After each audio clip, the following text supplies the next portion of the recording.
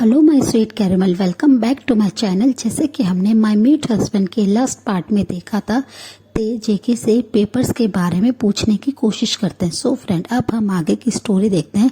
ते इशारा करते हैं उनसे पूछने के लिए कि ये किस चीज़ के पेपर हैं, जिसे देखकर जेके को बहुत ज़्यादा गुस्सा आ जाता है ते पर, और वो उन पे शाउट करते हुए कहते हैं कि ये तुम्हारे इशारे मुझे समझ में नहीं आते, तुम अपने माउथ का यूज़ क्यों नहीं करते हो। और ये कहकर बहुत ज़्यादा उनकी तरफ गुस्से में देखने लगते हैं, जिससे ते डर जाते हैं और वो पीछे की तरफ होने लगते हैं और वो पेपर को रीड करने ही वाले होते, तभी जेके गुस्से में उनके एल्बो को पकड़ते हैं और उनसे अपनी बहुत ही गुस्से भरी आवाज़ में कहते हैं, जल्दी से इन पेपर्स पे साइन करो, मेरे पास टाइम नहीं है तुम्हारे ये फालतू के इशारे देखने के लिए। ये सुनकर ते डर जाते हैं और वो जैसे ही अपने हैंड को ना में हिलाते हैं, वो उन पेपर्स पे साइन नहीं करना चाहते थे, तभी जेके स्मक करते हैं और उनकी तरफ झुकते हुए कहते हैं, लगता है बेबी बॉय को रात की पनिशमेंट काफ़ी नहीं है, लगता है बेबी बॉय फिर से और पनिशमेंट चाहता है। और ये कहते हुए उनके बेहद करीब आ जाते हैं उनके फेस के, और उनके फेस को बहुत ही प्यार से रब करने लगते हैं, जिसकी वजह से ते डर जाते हैं और उनकी आंखें एकदम आंसू से फिल हो जाती है, जिसे देखकर जेके स्मक करते हैं और कहते हैं कि तुम नहीं चाहते हो कि मैं फिर से तुम्हारे साथ रात वाला सलूक करूं, तो इन पेपर्स पे साइन करो अभी के अभी। और ये कहते हुए उनके जॉ लाइन को बहुत ही टाइटली ग्रैब कर लेते हैं, जिससे ते को अपने माउथ में बहुत ज़्यादा पेन होता है। उनके रात को जो स्लैप मारा था उसकी वजह से उन्हें ऑलरेडी पेन था, और जेके उन्हें अगेन बार बार सेम जगह पे ही हिट कर रहे थे, उससे उन्हें दर्द हो रहा था बहुत ज़्यादा। जैसे ते रोते हुए उनके हैंड को पकड़ के अपने चिक से अलग करने की कोशिश करते हैं, जिसे देखकर जेके स्मक करते हैं और फिर से शॉट करते हुए कहते हैं कि साइन करो।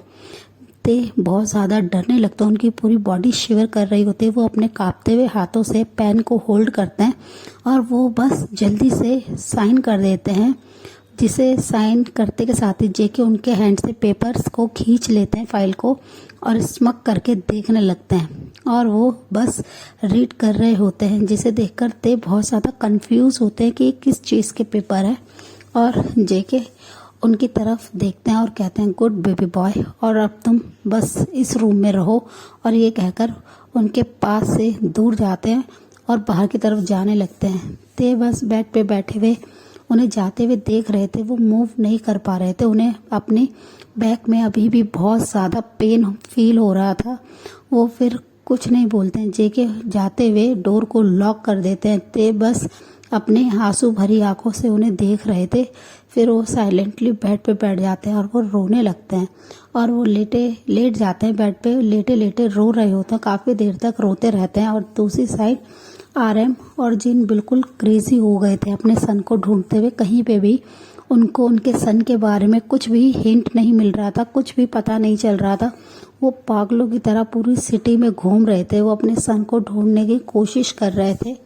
तभी आरएम के पास एक कॉल आता है। जैसे ही आरएम अपने फ़ोन को पिक करते हैं, वो जेके के नंबर को देख के कंफ्यूज होते हैं और वो बस इरिटेट होके फ़ोन को पिक करते हुए कहते हैं कि क्या है जेके, तुम मुझे क्यों फ़ोन कर रहे हो।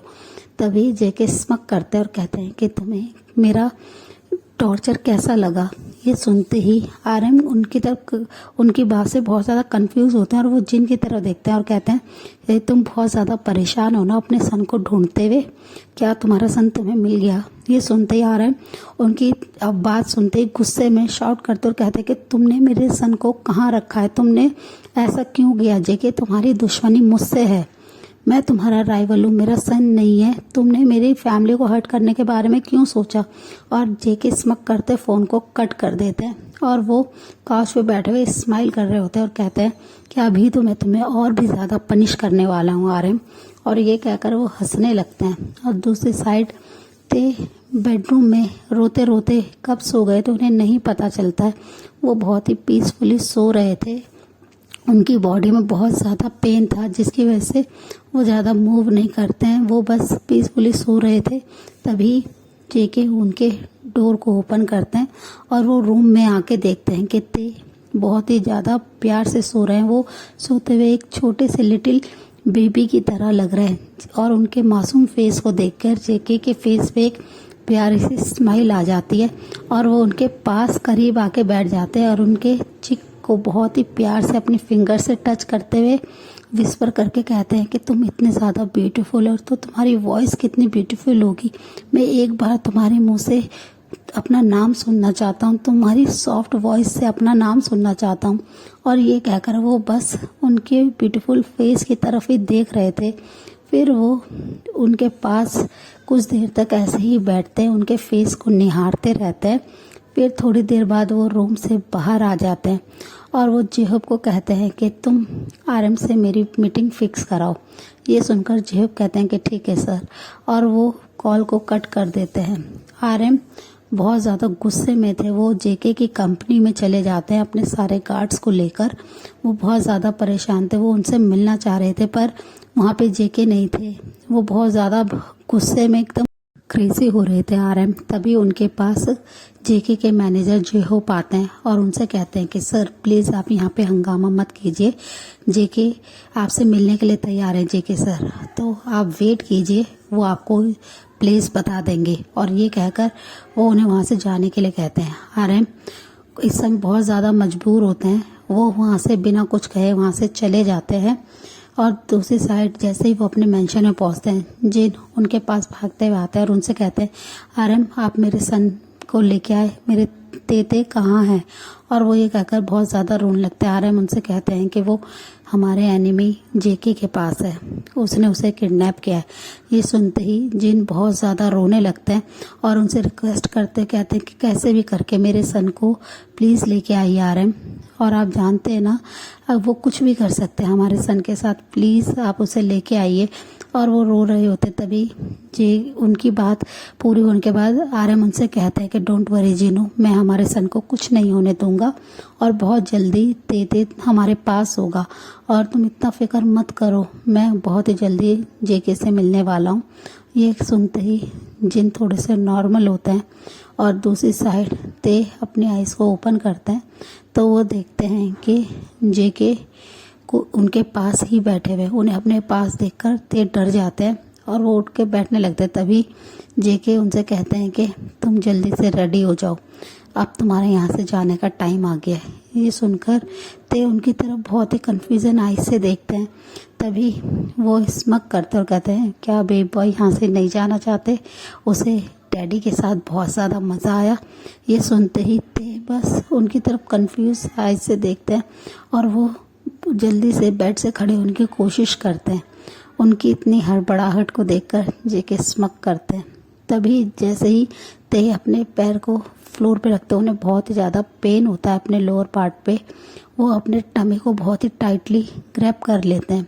जेके बस दूर से उन्हें ऐसे करते देख रहे थे, वो उनके हेल्प नहीं करते हैं और वो बस फिर धीरे धीरे खड़े होते हैं फ्लोर से और वो वॉशरूम की तरफ जाने लगते हैं। जेके तभी अपने हाथ में जो उन्होंने एक बैग को ले रखा था वो बेड पे फेंक देते हैं और उनसे अपने कोल्ड वॉइस में कहते हैं इसमें तुम्हारे लिए कुछ क्लोथ्स हैं, इन्हें वेयर कर लेना। और वो ये कहकर उनके रूम से बाहर चले जाते हैं। फिर वो नीचे आके जल्दी से अपने मैनेजर को फ़ोन करते हैं कि तुम हमारे बेसमेंट में मीटिंग फिक्स करो, मैं आरएम से वही मिलना चाहता हूँ और उससे कहना कि वो अपने साथ अपने गार्ड्स को ना लेके आए और नहीं तो मैं उसके सन को जिंदा उसे नहीं दूंगा। ये वार्निंग उन्हें देते हुए वो फ़ोन को कट कर देते हैं। दूसरी साइड पे उस बैग को लेके बहुत ही मुश्किल से वॉशरूम में जाते हैं और वो बार टब को हॉट वाटर से फिल कर देते हैं। फिर वो अपने क्लोथ्स को रिमूव करते हैं और मिरर के सामने नेकेड खड़े होकर अपनी बॉडी को देखने लगते हैं, जो कि जंकुक के दिए हुए बाइट मार्क से पूरी तरह से कवर थी। वो बाइट मार्क अब ब्लू कलर के हो गए थे, जिन्हें ते अपने हैंड से सहलाते हुए उन्हें बहुत ज़्यादा पेन हो रहा था। वो उनकी आंखों से कंटिन्यूसली आंसू ड्रॉप होते हैं। वो अपने बॉडी को सहलाने के बाद वो जैसे ही बाथ टब में जाते हैं, हॉट वाटर उनकी बॉडी पे जैसे ही लगता है, पानी उनके जख्मों पे, ते को बहुत ज़्यादा जलन होती है और उनकी आंखों से बस आंसू आने लगते हैं। ते की पूरी बॉडी शिवर करने लगी थी पेन की वजह से, उन्हें बहुत ज़्यादा पेन हो रहा था। वो ऑलमोस्ट 20 मिनट्स तक ऐसे ही बाथ टब में अपने आइज़ को क्लोज करके बैठे रहते हैं। फिर वो धीरे धीरे अपने आइज़ को ओपन करते हैं और अपने क्लोथ्स को वेयर करते हैं और वो रूम में आके बैठ जाते हैं। वो बहुत ज़्यादा आज डर रहे थे, अब वो अपने घर जाएंगे, पता नहीं क्या होगा। और वो बस ये सब सोच के बहुत ज़्यादा नर्वस भी थे और हैप्पी भी थे कि वो फाइनली अपने मॉम डैड के पास चले जाएंगे। अब उन्हें कोई भी हर्ट नहीं करेगा और ये एक इंसान नहीं, एक मॉन्स्टर है। ते ये सब सोच के बहुत ज़्यादा डर रहे थे।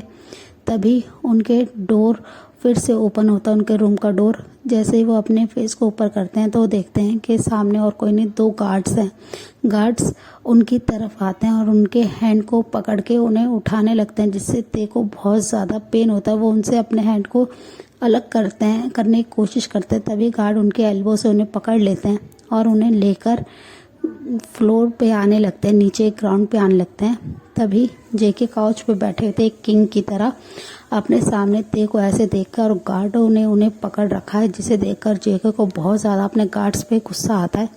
वो जल्दी से काउच से खड़े होते हैं और ते की तरफ देखने लगते हैं। ते बहुत ही ज़्यादा प्रिटी एंड ब्यूटीफुल लग रहे थे। वो उनकी ब्यूटी में ही खोने लगे थे। जैसे ही वो अपने सेंस में लौटते हैं कि उनके गार्ड्स ने ते को पकड़ रखा है, उन्हें देखते ही जेके के एक्सप्रेशन एकदम डार्क हो जाते हैं और वो जल्दी से अपनी पॉकेट से गन को निकालते हैं और विदाउट वेस्टिंग अ टाइम वो अपने दोनों गार्ड्स को शूट कर देते हैं। शूट की आवाज़ सुनते ही ते बहुत ज़्यादा डर जाते हैं और अपने ईयर को अपने हैंड से होल्ड कर लेते हैं, कवर कर लेते हैं, और वो बहुत ज़्यादा रोने लगते हैं, कांपने लगते हैं। वो बहुत ज़्यादा रो रहे थे अपने आसपास ब्लड को देखकर। जेके बस उनकी तरफ देख रहे थे और फिर उनके पास आते हैं स्लोली और उनके ईयर पे से उनके हैंड को हटा के अपनी तरफ उन्हें पुल करते हैं, जिससे ते और भी ज़्यादा डर जाते हैं। जेके उनके वेस्ट के अराउंड अपने हैंड को ग्रैब कर लेते हैं और अपनी बहुत ही रूड वॉइस में कहते हैं कि मुझे पसंद नहीं है